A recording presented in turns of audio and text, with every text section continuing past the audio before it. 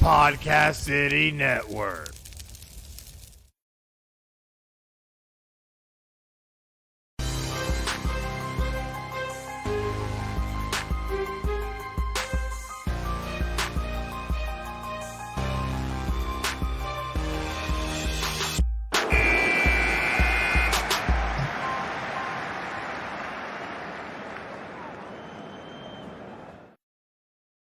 Hey guys, and welcome to another exciting episode of Final Score, episode 116. And yeah, we're just getting deeper and deeper into August and into the later part of the year. Thank goodness, because it's already been crazy enough as it is. But I can't have episode 116 without the man, the myth, the legend himself. Ivan, how you doing, bud? Oh, I'm good, Chris. Good to be here again, man, and ready for another show. And we got some good stuff to talk about today, man. It's good to be here. How are you doing, brother? Oh, not too bad, man. Just hanging in there, doing what we do best, and that's bringing some sports news to the Final Score fans. And we definitely have a good one planned for tonight, but you got to make sure to follow us on social media at PCN Final Score on Facebook, Twitter, YouTube, Twitch, and Instagram. And smash those like, follow, and subscribe buttons for us. That way you can get the latest and greatest from Final Score, whether it be a sweet meme, the latest story, or hey, us going live like we are now. Just make sure to go and hit those little buttons for us, and you'll be able to see all of it. That's the best thing about Final Score. Got it all. Man. Yeah, got to hit the buttons. Got it. But we're going to hit some buttons today, I'm sure, because one thing we have promised is the NFC Preview, and I'm pretty excited for this one. Now, we're not going to get wild. We're not going to give predictions yet, but we are going to give a rundown of the teams in the NFC, some latest happenings, and some things we might expect from them going into this season. And we're going to start right at the top with the NFC North with the Bears, Packers, Lions, and Vikings. And a lot of turmoil, I feel like, and change in this division, especially at the quarterback position with the Bears, Packers, and Lions. And I mean, I guess you include the Vikings too if you want to talk about Kirk Cousins having COVID. I guess that's a happening, right? But Kirk Cousins is COVID. Yes, he is. I tell you what. And Vikings also being linked to Deshaun Watson. Just throwing that out there if that tells you anything. So maybe Kirk Cousins literally is COVID. So who knows? But he is, man. He is, man. But looking at the at some of these other teams in the division, the Packers finally finding out that they are going to get Aaron Rodgers back, which also gets Devontae Adams back to the negotiating table as well. So huge happening there. And I know that's one we've been reporting on a lot here on Final Score because, come on, reigning MVP. You can't leave the guy in the cold, man. Just how it is. Yeah, no, it is. I mean, he is a priority. Absolutely. Absolutely is. But the Lions, I think, is kind of one of the bigger storylines too in this division, just because Jared Goff, the new quarterback coming in, replacing Matt Stafford, who got traded to the Rams. What do you think about that, man? I'm going to be honest with you. There's a reason why Goff was moved. We all know what that is, guy. I mean, ever since the Super Bowl run, he's just never been the same quarterback. But, short and sweet of it, I don't think the Lions did anything to help their chances to be a better football team. I mean, they did get Jared Goff. In certain aspects, you could say he's a better quarterback than Matt Stafford. We all know he's not. Don't get crazy when I say that. All I'm saying is that the experience that he's had in the playoffs and those particular games playing in a Super Bowl, has Matt Stafford done that? We can argue that. That's just about it. I don't know. I mean, this is a downgrade for him as far as talent goes around him. But I'm going to say the Lions didn't do anything to help themselves in the offseason. And I really don't think that Jared Goff is going to bring any success with them. That's where you go to. That's where careers go to die. You can ask plenty of folk about that. Oh, you ain't lying about that. Ha ha. Anyways, oh my God, dad jokes for days. This is what happens when you have 4 kids. But looking at the Bears now, though, have a complete change of quarterback. Mitchell Trubisky is now out. Andy Dalton and Justin Fields come in. Who's your early favorite to end up being the starter here? I mean, if we all know how the NFL kind of breaks things in. They're not going to throw Justin Fields out there right away unless he wows the coaching staff out there in the preseason. And you know, I'm not too sure that. I just don't think that you're going to start Justin Fields over a proven veteran quarterback in Andy Dalton. We're not saying Andy Dalton is an MVP caliber quarterback or anything like that, but he's a guy who's got experience and he'll win you ball games. And if you got a good enough core team, I don't see why you can't win 8 or 10 games and make the playoffs with them. I like that. I like Andy Dalton starting, and then let's just say if it goes for the worst, then you got Justin Fields, and you're right, it's Justin Fields' show. If that does happen, so I guess it's just a wait and see right now, Chris, as far as the Bears quarterback situation goes. So, I mean, that's not a hot take. That's just what's going to happen. I would be shocked if Fields started the season, truthfully. Yeah, I would be surprised as well. Andy Dalton, like you said, the veteran quarterback coming in, probably come in to help groom Justin Fields even to a certain extent, but I think this will be Andy Dalton's show to start out with. But like you said, if it goes south, don't be surprised if the Bears turn to Justin Fields, get him that field experience that he will definitely need going forward in his career. So a lot could happen. And let's not forget, though, the Bears still have Khalil Mack, and that's the thing. So yeah, that guy is a defense force. is still solid, man. I mean, yeah, as long as you got Khalil Mack, he's going to be he's a perennial Pro Bowler. He's a sure first ballot Hall of Fame, in my opinion, player. So, yeah, dude. I mean, you got that guy on that side of the ball, and everything that complement him. It's gonna make for also one of the top defenses in the league always, and. I think the Bears are going to be fine because of a solid defense, and I think they will get some quarterback production out of Dalton and/or Fields, and don't be surprised if they kind of do 2 quarterbacks every now and then. So the possibilities are there, but we'll see. I don't know. It's going to be interesting to see how that shakes out. Absolutely. So this division definitely will be very interesting. And I said we weren't going to make predictions, but I have to ask, who do you think is your early favorite right now to possibly win this division? Definitely the Packers, without a shadow of a doubt.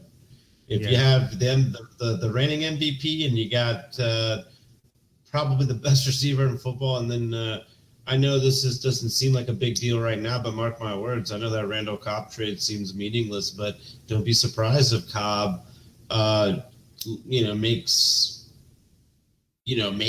a serious impact on that offense this year with his what's I'm trying to think of the word here. He has this chemistry with Aaron Rodgers. You know what I'm saying? They played so many years together prior, so I see that boding well for them. So I don't know. Then they got a pretty good stingy defense. So I see them making the playoffs and making another big run, and I do see them not trying to get too deep into it, but I do think they are going to win the NFC, in my opinion. That's my early favorite. Yeah, my early favorite definitely has to be the Packers in this division as well. Like you said, returning MVP, best receiver in football. This team is pretty stacked. And I have to agree with you. That Randall Cobb trade is going to be one of those under-the-radar kind of trades that's going to end up, I think, producing a lot more than what people are expecting. So it's definitely going to be very interesting to see how this whole division will end up turning out. But yeah, I'd have to agree. Packers by a landslide in that division. Oh, yeah. But looking to the NFC South, we look at the Atlanta Falcons, who are now going to have to live life after Julio Jones. And they do have Calvin Ridley, though, who will be the presumed number 1. And of course, they got your boy Kyle Pitts, who's going to go in there, and I'm sure he's going to do some damage. But how big of a hole do you think Julio really leaves in this team? I mean, I kind of feel, here's a hot take. If I was the Falcons, I thought, why not trade Julio, right? Mm-hmm. He's older. He's more injury prone. He missed some time over the last 2 seasons. Ridley has definitely overtaken the number 1 receiver tag from him, in my opinion, since last year. The guy went, 2 years ago, really. He's the number 1 in my opinion, and Julio just gets all the attention. I'm not sitting here saying that Julio Jones sucks or anything like that. I mean, the guy's he's a Hall of Famer. You know what I mean? I think he's fantastic. Honestly, it's sad to see how it kind of, shook out with that really disappointing Super Bowl loss to the Patriots. So I just think, dude, after that, that whole team was just never the same after that, man.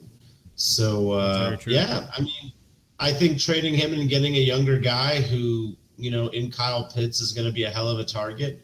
And I think you got Calvin Ridley there, and you got some pretty good running backs there to boot, and I think they're going to be all right. I think the Falcons will do right in the offensive production side of the ball, especially with the receivers there, and they're gonna move the tight ends around with Pitts bouncing out to the receiver slot. Watch, man, it's gonna be a nice show, man. It's gonna be a nice show. Yeah, I'd have to agree. It's definitely going to be interesting. And you still got Matt Ryan slinging it, who usually puts up 300-400 yards a game either way. So I think life will be fine after Julio. But looking at some of the rest of the NFC South, we got a lot of things that are going to be happening at the quarterback position with the Saints. We'll start there first because now it's life after Breeze and who ends up starting, because right now the Saints have 3 quarterbacks on roster with Jameis Winston, Taysom Hill, and the rookie Ian Book out of Notre Dame. It's going to be real interesting to see how this shakes out. With Taysom Hill and Ian Book, they're very similar in style with being those kind of run and gun kind of quarterbacks, but Jameis Winston has that pure arm. Who do you think is going to be the early favorite to take this? It's going to be, unfortunately, Winston, but don't be surprised if you see Taysom Hill get 50% of the snaps in the game. I mean, I could see that. I could see Hill playing some running back opposite of Kamara, trying to do some different things in that system. So it's really going to be interesting, man. I really don't know. That's the most uncertain thing I can think of right now in the NFL is what's going to happen with the quarterback position for New Orleans. I don't trust Winston. We all know how he flamed out in Tampa. So, I'm just not confident in Winston's ability to win ball games and his mental acumen also. I don't feel good about it, dude. Like the way I don't trust him. I just don't. I'm sorry. And it has nothing to do with me being a Gators fan and hating him for playing for FSU or whatever. It's just the guy just doesn't get it. Like, I just wouldn't trust him, man. I'm sorry. I would give Ian Book a shot over Winston, in my opinion. And you're going to see it. Mark my words. Winston's going to have some bad games, and they're going to give Hill the ball, and, probably Hill will run the show from there. But when you got Alvin Kamara, man, it makes it, or Kamara, it really, really makes life easy for you, though. Yeah, that is very true. And no matter what, I think we're going to hear a lot of and a catch by Alvin Kamara and a rush by Alvin Kamara. So, it is what it is. But looking at the other two teams in the South, we got the Panthers, who are now going to have Sam Darnold, who comes in over from the New York Jets, going to be making his debut with the team this season. Definitely going to be a starch difference from having Teddy Bridgewater at the helm. So what are your initial thoughts about Sam Darnold in this offense? Hell, the kid's got to be happy that the Jets got rid of his ass. He's like, damn, dude, I get a new start for a team not even significantly better, but it's significantly better than the Jets. You know what I mean? Oh, yeah. What do you want me to say? I mean, I guess it's good. I honestly would have kept Bridgewater, in my opinion. I think Bridgewater is a good quarterback. I think when you tear your ACL and dislocate and all that nastiness that happened to him, it just changes you and your physiology, like when you move and the way your body handles that kind of stuff. So I don't know, man. It's sad to see Bridgewater go, but I think I don't know what to tell you about Darnold, because of what I've seen of Darnold in New York has been complete just atrocity. He's terrible. So I hope the kid does good. I hope they're able to mix him in with a little bit of chemistry with or build a little chemistry and some rapport with CMC. So I would love to see that. I would love to see them to get something going and have some kind of resurgence. But I don't think Darnold's the guy, man. I don't think he has the mobility to make it in the NFL, and I just don't think he's the answer. I don't even know how he went in the top 10 in the NFL draft. I think he went top 10, right? Yeah, and it's yes. I agree. It's going to be real. I think disappointing for Panthers fans. I don't think Darnold's the guy either, especially when all you have to throw to is pretty much DJ Moore, Amar DeBow, Robbie Anderson. Like, it's not too much that they have really to work with versus what a lot of teams have. So definitely going to be an interesting situation. I'll say this: Robbie Anderson is not bad. I like him. He's a good number 2. I don't think he's a number 1, but I think that's the only receiver that I would say, okay, like you have him. I'm not going to disrespect him, you know? So I'll give him credit at Robbie Anderson. That's the only guy I'll give credit on the offense besides Christian McCaffrey. But I like you said, and like we both agreed on, I don't think Darnold's the answer, Chris. He's definitely wasn't the answer at USC. He's definitely not the answer at in any team he's played for. I hate to be that guy. I don't know how the hell he was even a top-rated quarterback. Like, what the hell has he done? What has he done in his career? Nothing. You can have the tool. This is a perfect example of having the tools, but that's not what takes you to the dance, okay? Mm-hmm. You want to win a championship, it takes you way more than fucking ability, okay? Excuse my language, but it's the truth. And it's like, look at Ryan Fitzpatrick. Would you want Fitzpatrick as your starting quarterback, or do you want Sam Darnold? Answer that question. Only if he's had the Fitz magic sprinkled on him. And he's been having that for the last, 5 years, man. Come on. You've seen it. Yeah, it ain't always the greatest. But still, luck could be told. Sam Darnold might be able to go out there and maybe make it happen. Maybe he has a resurgence. Who knows? I don't want to down the guy and make it seem like he has no shot, but I don't know. It kind of feels like he has no shot. I mean, I'm sorry. I know I'm being a little harsh, but I'm giving you 100% realism. I just don't think that Sam Darnold's the answer. Hopefully he proves us wrong. I'm hoping for the best. Sam Darnold, I really hope you prove me wrong. Well, someone we know who's 100% real, and that's the Tampa Bay Buccaneers. And they looked great last season, going 11-5 record all the way to a Super Bowl win at home. But now we get Tom Brady season 2, fully healed MCL, the whole 9, and they have everyone, that's right, everyone back from that Super Bowl winning team. So it's really hard to discount Tampa and what they've been able to do in such a short amount of time with Tom Brady at the helm. But man, are we going to possibly be hearing Bucs Super Bowl champs again? I don't see why not. They re-signed everybody. There wasn't what the hell did they lose? Not a damn soul. So it's hard to replace that experience, and that defense is hellacious. I mean, Oh my God. So I think they're going to be just fine. Yeah, the Bucs are poised to make a very deep run in the playoffs, and they're going to have no problems in their division. I think they're going to be just fine. They're going to, like you said, they're poised for a deep run. Yeah, and their biggest Achilles heel last season, I'd say, probably was the Saints, but that was with Drew Brees. So with them not being where they are anymore, it looks like this is the Bucs to run away with. They're going to get that first round bye. No. You mark my words. I mean, it's like I know there's no thing as a sure thing, but that is a sure thing. Yeah. But looking at our next division, the NFC East, one I hold near and dear to my heart, a lot of things that are happening in this division, a lot of turnover, a lot of returns, a lot of things just going on. And we'll start first with my Philadelphia Eagles, who have not named Jalen Hurts the starter yet and still have Joe Flacco on roster as his backup, but has not been named the starter yet. I'm not sure if this is going to hurt or better the situation, but Nick Sirianni definitely needs to try and name a starter soon as they are starting to get into the preseason. Unless Joe Flacco comes out and wows, which he didn't do in Denver, this is Jalen Hurts' job, and I don't know why the Eagles are messing around with it. Do you have any clue why? Yeah, I mean, the only thing I can think of would be you want to keep him hungry and wanting to feel like, okay, well, I like, because here's the thing: if you get too comfortable, you feel like, what if he feels like, oh, I could just make more mistakes and there's no repercussions for it. So I think they want to keep him hungry. They want to put a veteran guy in the roster, maybe learn from him, maybe give Flacco some snaps, see how that goes. I mean, Jalen Hurts is still young, and I mean, I could see. I think it's kind of odd, don't you, that he is not named a starter? I find that to be really weird.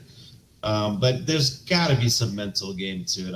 I don't tend to question the coaching staff, but we all know what's going to happen. I expect Hurts to be the starter by week 1. Yeah, I do as well. It just doesn't make sense with the kind of production he was able to put up through the end of last season that he wouldn't be named a starter, even with Joe Flacco there. So, I mean, we'll see. And hopefully here in the next couple of weeks, we'll be telling you he's a starter. But looking at some of these other teams in this division, the football team of Washington, speaking of Ryan Fitzpatrick, has Ryan Fitzpatrick as their new quarterback. How do you feel about that? Yeah. I think that's a solid pickup for Washington, in my opinion. I think he's got so many years and mileage on and experience at the position. I think he's played for some great football teams. He's played under some great coaches. So I think they got some great weapons there. I mean, yeah, they're still in a rebuild phase, but I don't see that as being a bad. I like Fitzpatrick. I see that being a good pickup. Yeah, absolutely. I think it could work out very well as long as he has a little bit of the Fitz magic with him. And now he doesn't have to worry about, a rookie sensation breathing down his neck and what he had with Tua Tagovailoa. So I think this will work out very, very well for him. And maybe he'll find his little niche there with the football team of Washington. But looking at some other teams dealing with some issues, the Giants have Daniel Jones coming back for year 3, and they've been having some inner turmoil. And I put this on here just because we've already seen some fights and some issues break out in training camp between players, offensively, defensively. And I wonder if there's just too much inner turmoil going on, that maybe Daniel Jones doesn't have a full grasp on this. The head coach doesn't have a full grasp on this. And there might be larger issues going on in the Giants locker room. What do you think about that? I mean, I like Daniel Jones. I do. I think he's got good size. He's a great quarterback. I don't think he's a leader, though. I think that's the thing missing there. And also, it's a young team, and it sucks because Saquon is hurt. He's not there. He's not in practice and really trying to hit it hard. So, I mean, but then again, you got to see competition and anger and build up like that. Sometimes is a good thing, Chris. I mean, and the reason why I say that is because, I really think that I honestly think that having a fight and doing stuff like that in practice can boil over and breed some good things. Okay. I also think that Barkley coming back from injury, was it week 3, is also going to bring something back to the core of the team. But I wouldn't really read too much into that. I mean, you can view it as that, but I'm trying to think of what could it really be. But in my opinion, I just think it's just guys wanting to get out there. COVID, you really weren't doing OTAs and preseason stuff. It wasn't like that last year, man. So I think it's just that boil over and that pent up aggression. But you like to see guys feisty out there, huh? Oh, for sure. That is true. So maybe this could be something that ends up being channeled into a positive force for the Giants, especially now they will have Barkley back. Daniel Jones is getting more experience, and they brought in some nice shiny weapons.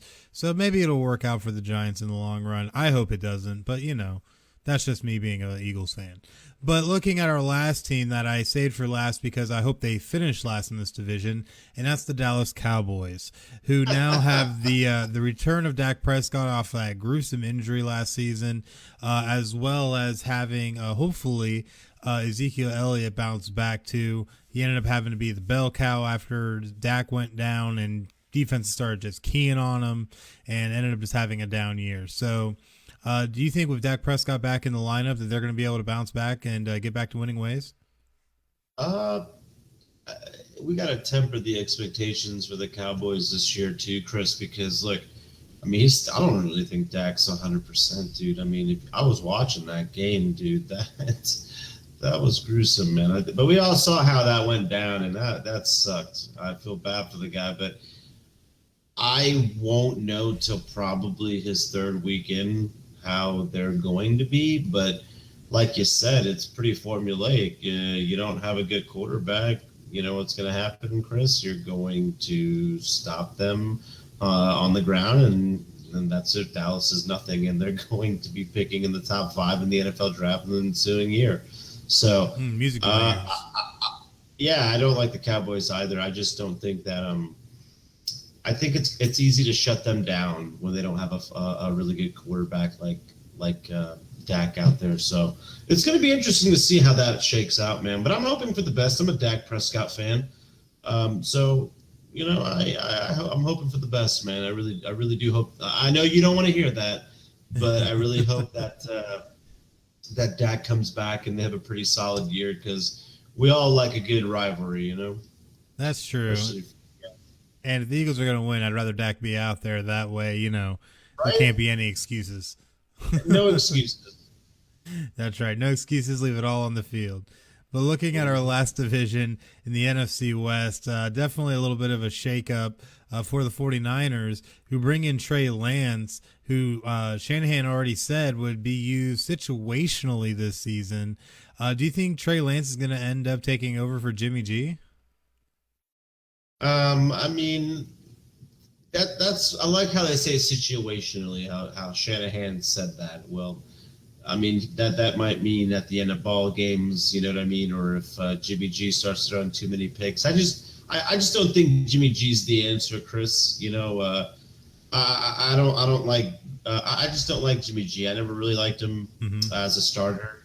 I always thought he was a career backup, and still is, and you'll see that soon. It's just sad to see the 49ers say they're going to use Trey Lance situationally. I think Trey Lance has a good shot to do way more, but you gotta trust in him. You gotta trust in him. Yeah, and I kind of wonder if the situationally remark might just give way to, well, Trey Lance is taking over, because you say situationally can mean so many different things. And when I really sit and think about it, situationally could be, like you said, Jimmy G starts playing bad, and let's put in Trey Lance and see what he can do. And I wonder if that's going to end up becoming a two-headed monster that they're going to then eventually have to deal with going into next offseason. So it'll be interesting, especially if Trey Lance comes out and plays well. That definitely could make this even worse. So I don't know. It's going to be an interesting situation, but I think that Trey Lance eventually is going to end up being the starter anyways. So I don't think Jimmy G is the guy in San Francisco either. So we'll see how it works out. But looking at our next NFC West team, the Arizona Cardinals, who bring back Kyler Murray for year 2. No Larry Fitz, though, this year, which means DeAndre Hopkins is the official number 1. But they did bring in J.J. Watt in the offseason, so a huge boost for the defense. What do you think about what the Cardinals are doing? I like the moves, man. I really do. I think, Fitz is going to be a Hall of Famer. Congrats to him on a great career. Thanks for everything you did for the league and for us fans. You're freaking amazing. Kyler's fantastic. I won the league. Thank you in part to Kyler Murray being amazing. I thought he was fantastic. He had a fantastic year, and I honestly played him down and thought that he would be freaking terrible. But proved me wrong, proved a lot of doubters wrong, and he's a fantastic quarterback. I love his mobility. He runs not for contact. I love his style of play. I do like him having DeAndre Hopkins.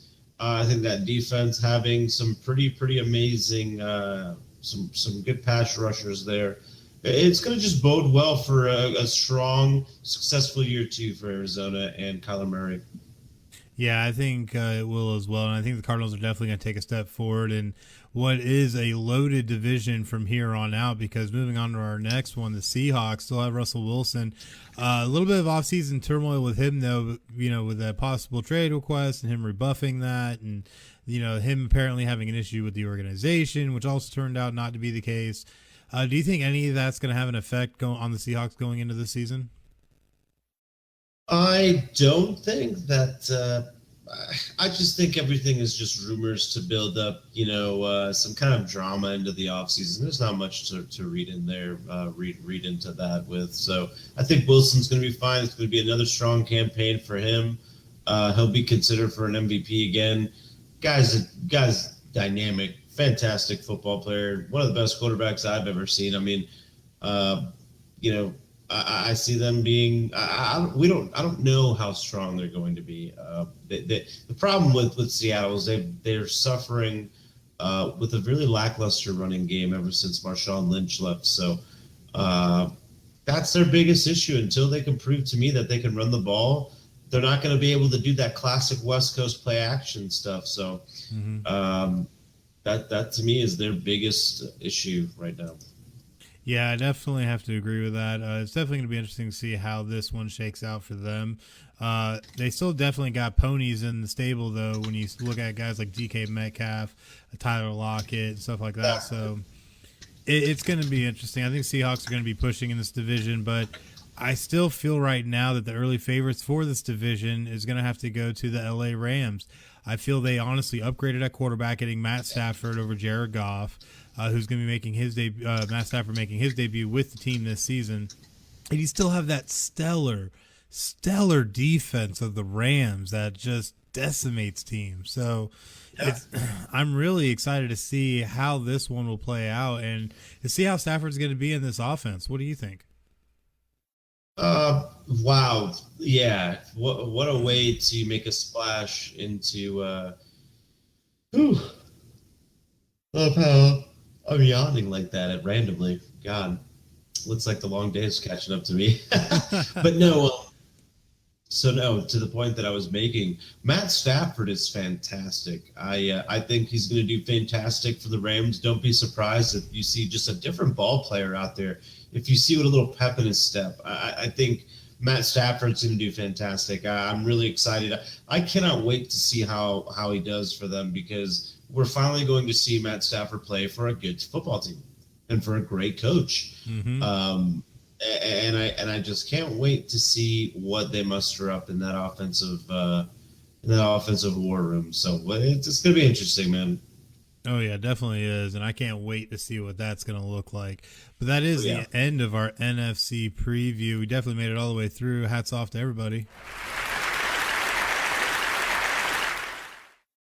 And next week, we will bring you the AFC preview. So definitely make sure to join us next week for episode 117 when we have that.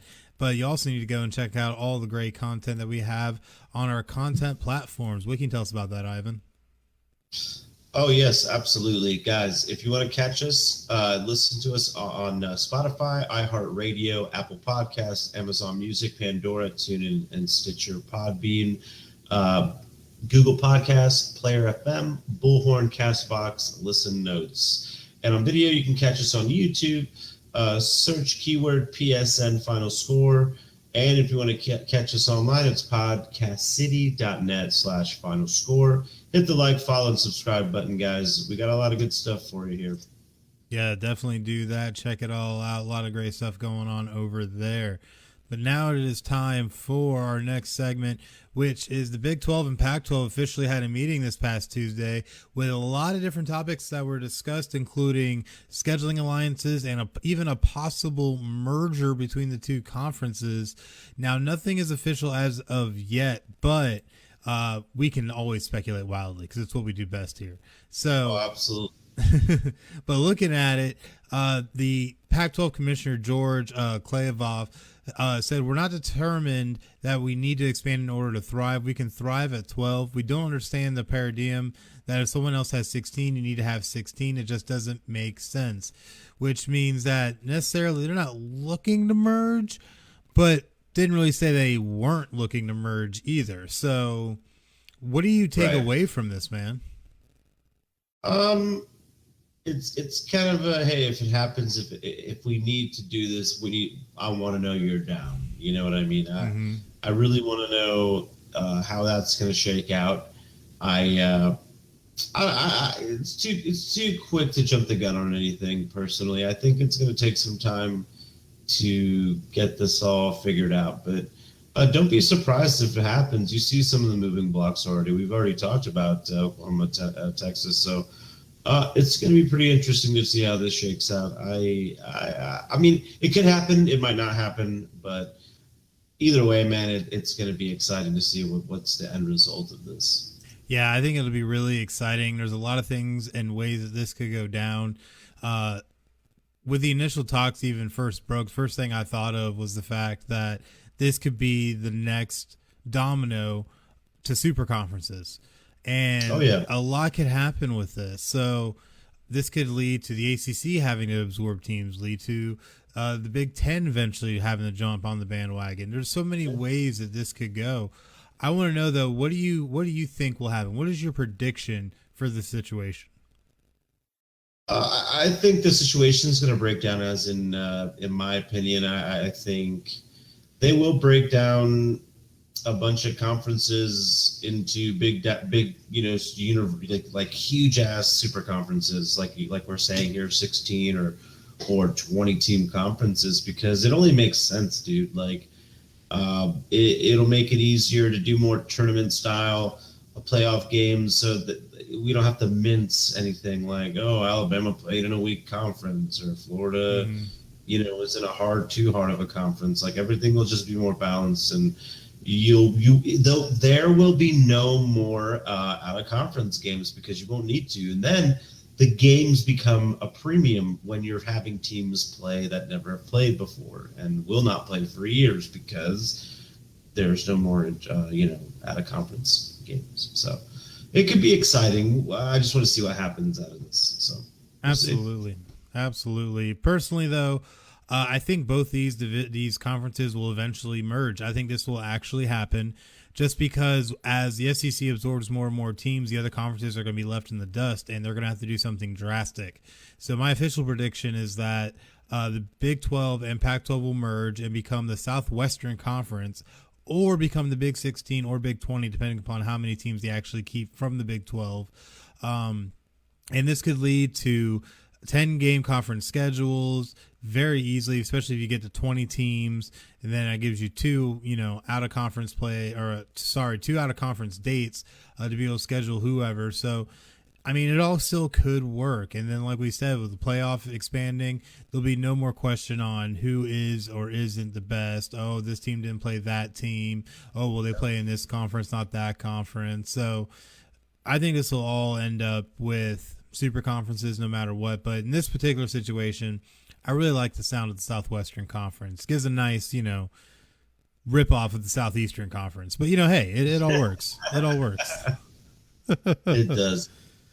Oh, my goodness. But something else that always works is good old FinalScore merchandise, which you can now get on Podcast City Network, because at the PCN shop, they have what you need, whether it's a neck gaiter to protect you from COVID-19, a mug for your morning coffee, or a t-shirt just to look cool. They got you covered. Get the latest apparel and gear for your favorite podcast and Podcast City Network by visiting podcastcity.net/shop and checking out the lineup. And a lot of great stuff going on over there, including new fixed edge gear, new FinalScore gear, all kinds of stuff that's been hitting. So definitely make sure to go and check it out. But that does bring us to our next topic, and that is Josh Allen, who just got paid, signing a 6-year extension worth $258 million, which is $43 million annually, with $150 million guaranteed, which is the largest guarantee that we have seen in an NFL contract in NFL history. Absolutely crazy. What are your initial thoughts to him signing this contract? I am proud of him, man. I mean, Josh Allen, I think everybody wrote that kid off. I mean, in 2018, they were like, whatever, man. And I like him. I like everything that he brings to the table. I think he's your modern day quarterback. He's solid on the ground. He can run the ball. He can, dude, he's a freaking dynamo. The guy can throw the ball and throw dimes, no less, man. So not only does he's a dual threat, an NFL dual threat. So I don't even think, I think it's robbing the man of just saying he throws beautiful balls. I just think his mental game is on another level, and it's about damn time Buffalo has had some luck and some success at the quarterback position. So I'm happy, man. Kudos to that kid, man. Make that damn money. Make it rain, bro. Go to the strip club. Do your thing, bro. Have fun with it. And he definitely has been producing since coming into the league. In the 16 games he played last year, he ended up having 4,500 yards, 37 touchdowns, only 10 interceptions. Absolutely killing it. Threw for almost 70%. That's what I'm saying. The dude is killing it and ended up being the MVP runner-up. So this guy, I think, is the guy. And I am happy for Buffalo finally having a quarterback. The first good quarterback since Jim Kelly. And I've been feeling for this franchise for a long time. Jim Kelly, good Lord. You ain't lying, man. It has been a long time. Like almost 30 years, man. Good Lord. If not 30 years. Yeah, it's about this time they started going to the Super Bowl, and that was 30 years ago. So yeah. Crazy, man. Crazy. But hey, hats off to him getting this deal done and getting the big bucks. And the 150 million beats out Patrick Mahomes' 141.5 million guarantee that he got in his nearly $500 million contract. So absolutely crazy. Guaranteed money, I think, is becoming the wave of the future, especially for pro football. We already see it in so many other sports, but man, hats off. I can't say it enough. Hats off to Josh Allen. I agree. Congrats, brother. Yeah, and it was crazy. He said that he got the call at 3:40 something in the morning from his agent. Said he couldn't wait, even though he had practice at 10 a.m. He said he started calling everybody, calling his parents, calling his brother, telling his girlfriend, whole nine, and just going wild. Which, I mean, I would too, man. You just got $250 million handed to you practically. So now let's see if they can go out there and earn it and make it happen. 150 guaranteed, my man. Woo-hoo. Yeah, which means no matter what, $150 million. That is, we'll never see that kind of money in our lifetime. I can tell you that. No, absolutely not. But you know what we will see in our lifetime is all the great stuff that we have over at Podcast City Network. What can you tell us about that, Ivan? FinalScore is a proud member of Podcast City Network, Chris. Podcast City Network has 20 independent podcast members across all genres of podcasting. Find PCN on all major social media platforms, including Facebook.com/Podcast City Network, Twitter at Podcast City Net, Instagram at Podcast City Net as well. YouTube, search keyword Podcast City Network, and you can just go to the website, podcastcity.net. So we're always looking for interested podcasts and podcast hosts and content creators to join the network, but we understand that may not be what you're looking for right now. You may just need a new logo, an intro, an outro, video music for your show, live stream hosting, voice over work, or just some one-on-one consulting. No matter the need, we have you covered. Just go to podcastcity.net/services and fill out the content form for an estimate so we can help you reach your podcasting goals. Be creative, be independent, be yourself. Podcast City Network, my man. Yeah, buddy. Good stuff. Loving it. Right.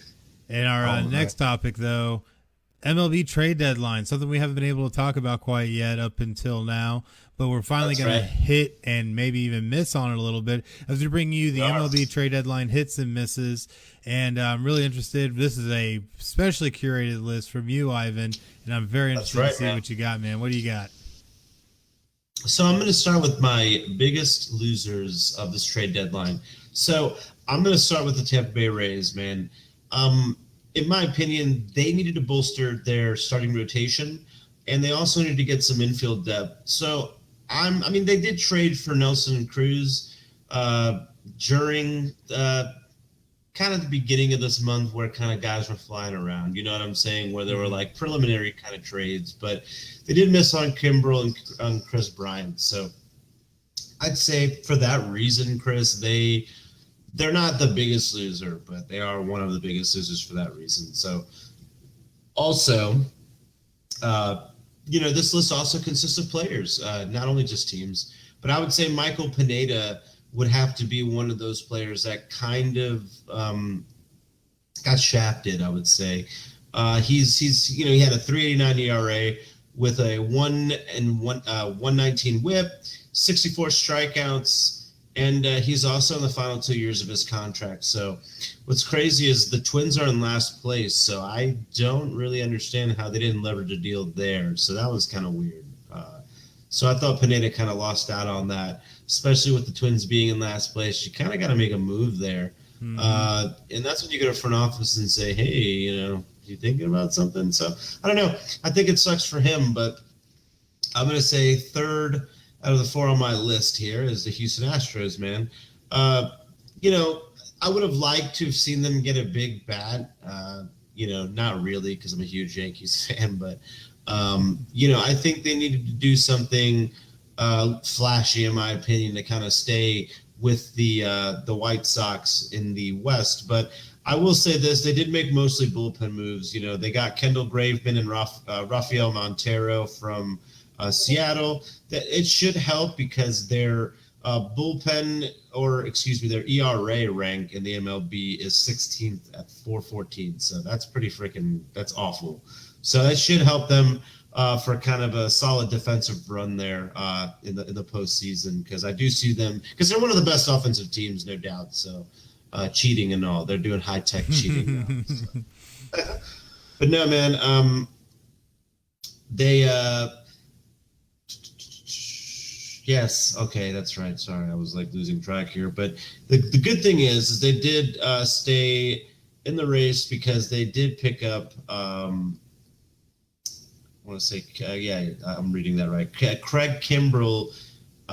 They should. That's what happened. The White Sox picked up Craig Kimbrell, and they missed out on him. And they should have picked up a center fielder, which they didn't do. That's what I was mixing up here. Yeah, but all in all, I think Houston will be fine. But they should have picked a replacement there at center field. That would have been nice instead of just bolstering their bullpen. But either way, I still think they lost out on this trade deadline. But the biggest loser, in my opinion, is the Rockies. And I say that because they made no moves. They're 44-59, Chris. That is horrendous, okay? Mm-hmm. You got to start making moves to get that farm system up. You didn't make any moves. And most notably, you didn't move Trevor Story. You could have got a lot for him. I'm just going to throw that out there. But, the thing that's kind of shitty too is they botched Nolan Arenado, and they got a lot of players with expiring contracts that they made no moves. So in my opinion, I think that's the biggest loser in this trade deadline is the Colorado Rockies. You could have really brought it home with some good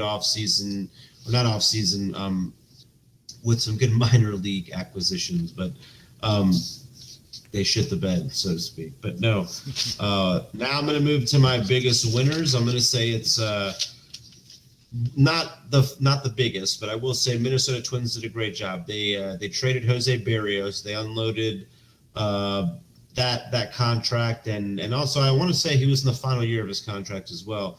But he's 27 years old with a 3.48 ERA, 104 WHIP, 126 strikeouts. And that's all in 121 innings. So that's pretty damn stellar. So the Blue Jays got a great pitcher in Jose Barrios, but they did get Austin Martin and right-hander Simeon Richardson. So that's cool. They got some backups there to bolster their young depth behind. I want to say, who's that center fielder they got in Minnesota? That guy's. I can't think of his name. He's pretty damn good. Byron Buxton. There it is. Got that kid there, and he's good. But yeah, no, I think the Twins did good unloading him by getting some good payback for that and getting some good young talent there. But number 2 on that list is short and sweet. San Francisco acquiring Chris Bryant, man. I mean, that's pretty damn huge with the huge purge going out in Chicago. So that's fantastic. I mean, there's not really much to say. Guy's a fantastic player. But also Oakland, Jesus Luzardo for Starling Marte also acquired Yan Gomes and Josh Harrison from the Nats. So that's a big deal. That's good for Oakland. They needed to get some players like some youth on that front too. So that's fantastic. And also getting Andrew Chafin from the Cubs was a big deal too. They got some good relief help in getting Chafin. But ultimately, not to drive out too long, but I think the biggest winner here at the trade deadline was, I don't even need to look at this, is Max Scherzer and Trey Turner going to the Dodgers. I mean, that right there, I think they got their second World Series in a row. I'm not trying to jump the gun here, Chris, but I think the Dodgers really, I mean, dude, they didn't just get Scherzer. They also got Trey Turner, who's an unbelievable shortstop. So, yeah, no, that's my biggest winners and losers of the trade deadline. I could have added some other notable things like the Yankees picking up Rizzo and things like that, but I didn't want to make it seem like I was a Yankees homer. So, but in my opinion, those were the biggest moves. But to me, the most notable move, without a shadow of a doubt, was the Dodgers getting Trey Turner and Max Scherzer. That'll win you a World Series. Massive. Yeah, absolutely Massive. It was. But definitely was some good stuff. That was our MLB trade deadline hits and misses. Thank you so much, Ivan, for bringing that list to us, which brings us to good old City Limits Tap Room. You don't know about City Limits Tap Room? Well, then go to 2620 North Woodland Boulevard in beautiful D-Land, Florida. Check out all the great things that they have going on down there with a beautiful craft bar, and as well as all the different liquors that you can enjoy, as well as a great venue, great food, great atmosphere, and all kinds of great stuff going on, including all the specials that they have all the time. Specials every day, including Monday with all-day $6 wing baskets and $5 pitchers of Yingling, Landshark, and Busch Light. Tuesdays, Guys Night with half off all wells and drafts from 7 p.m. to close. Wednesdays, all day $5 pitchers of the posted beer from 2 p.m. to close, and $2 seltzers at the outside bar. Thursdays, Ladies Night with $1 wines, wells, and drafts from 7 p.m. to close. And Fridays, Karaoke with Al from 7 p.m. to close. And Sundays, $13 domestic buckets and $16 import and craft buckets all day long. So definitely make sure to check out City Limits Tap Room in beautiful D-Land, Florida. Which does bring us to the good old meme madness, and curated some good ones this week. So definitely can't wait to get these ones out there. But our first one up out the gate is guys literally only want one thing, and it's effing disgusting. It's really just Sunday Night Football. Come on, guys. Exactly. Girls think that's all we got on the mind, but it's really just football. It's true, man. You're not wrong.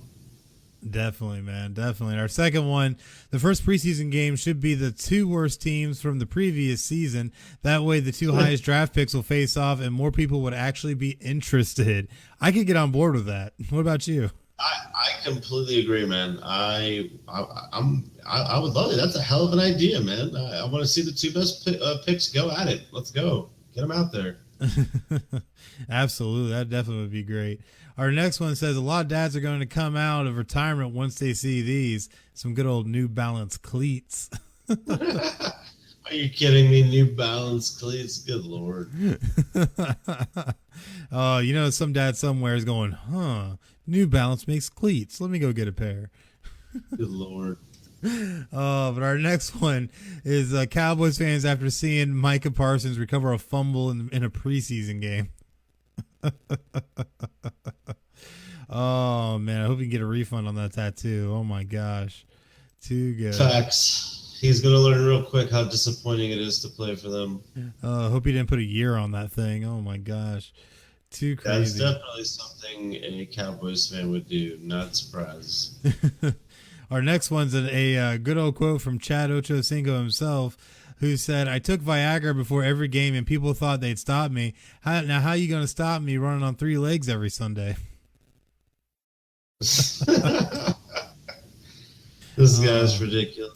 Holy cow. You got to love it, man. But I got to ask you, have you seen that meme of the guy who like bites a gold medal and like kisses the girl, pops the champagne, all that?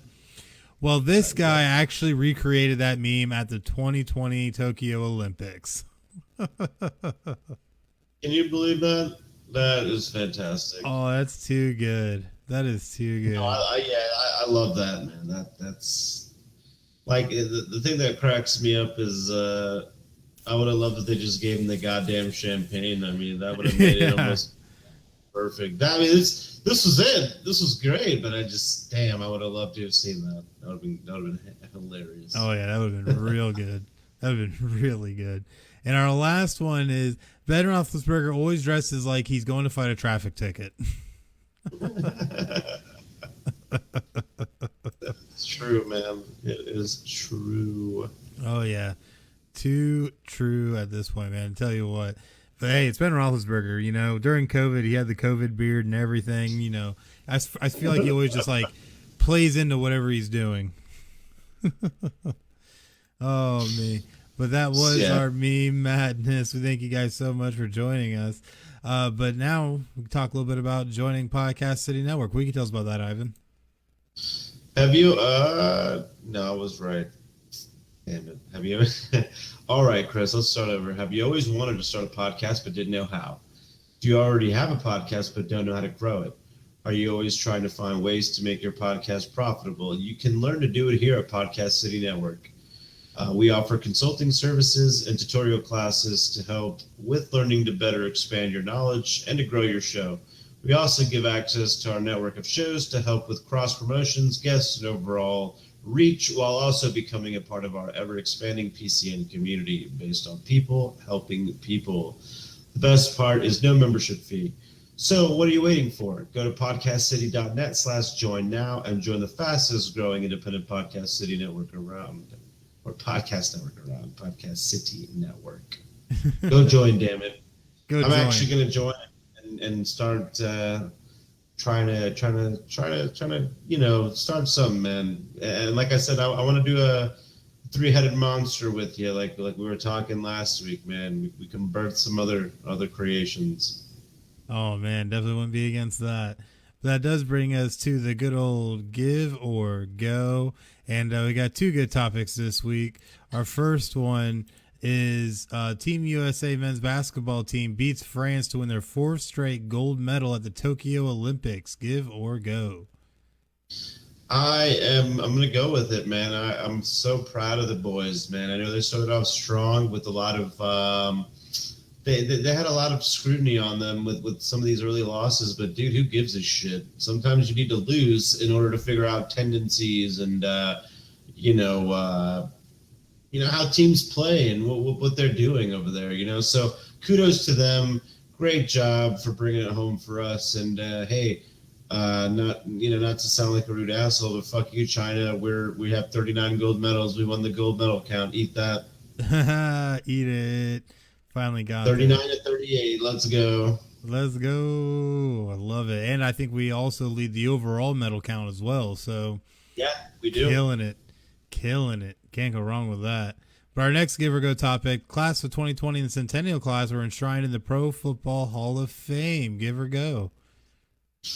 I'm gonna give. What do you think? I want to hear what you think about it. Oh man, so yeah, this is definitely interesting. Finally getting a lot of guys like Peyton Manning enshrined, Troy Polamalu gets enshrined, even some old classics get enshrined, and it was a really great ceremony. I just watched Peyton Manning's speech a little bit earlier before I got all set up for today, and he brought a tear to my eye. It was great stuff.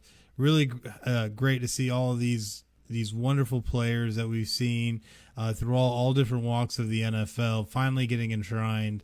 Definitely was awesome, especially Troy Polamalu. They got the hair just right on the bronze bust. That bust that they made for him was fantastic. Like, I'm jealous that's not my hair, man. I was about to say, I'm jealous it's not my hair. Like, I'm trying to grow the hair long, and yeah, I can't capture that essence. Maybe I gotta start using Head and Shoulders. Maybe that's what it is. That's what it is, guys. Free ad for them just now. They gotta be pretty happy about that. Oh yeah, for sure. That does bring us to the end of Give or Go. Thank you guys so much for listening. That also brings us to Podchaser, because Apple Podcasts is no longer the only reliable source for podcast discovery. let me now scroll down and actually catch up with myself. Apple Podcasts, I already said that. Follow creators, browse every podcast ever, and rate and review episodes. All you have to do is go to podchaser.com and search keyword final score, one word, and follow, rate, and review us. See, even the best make mistakes from time to time. It's all good. Facts. Just got to roll with it. But that does bring us to the week ahead, and definitely a lot of things going on as we have the NFL preseason continues to unfold. Can't wait for more football action just because I'm a junkie for football and I need it. I need it now. Please inject it into my veins. That's all I got to say. Facts. So, I think that. But we also have the great PCN Sports lineup, including Not a Hockey Market podcast with JDM, the Nest podcast, the Rip Griffin Show, and Fixed Edge, which Fixed Edge will be live this Wednesday at 9 p.m.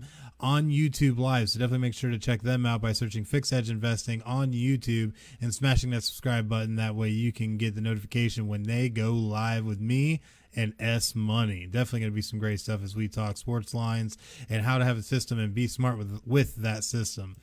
But we also have episode 117 of Final Score, which will take place next Sunday at 9 p.m. Eastern here on Facebook Live. So definitely make sure to catch that as well, as we'll be giving you the AFC preview to let you know what we think of the AFC teams in the NFL. Along with maybe a little bit of no, we can't do it. No predictions until the next week. So definitely get that AFC preview. But any final words, Ivan? Oh, it was great to be back, man. It's good to be a mainstay. I love being here. I love chatting it up, and I can't wait to be back. And let's kick ass again next time, Chris. I'm definitely down for it, man. And thank you guys so much for listening and joining us this evening. Like we said, episode 117 next Sunday at 9 p.m. Eastern here on Facebook Live. But until then, I'm Chris, and that's Ivan, and you guys have just watched Final Score. Y'all have a great night. Good night, guys.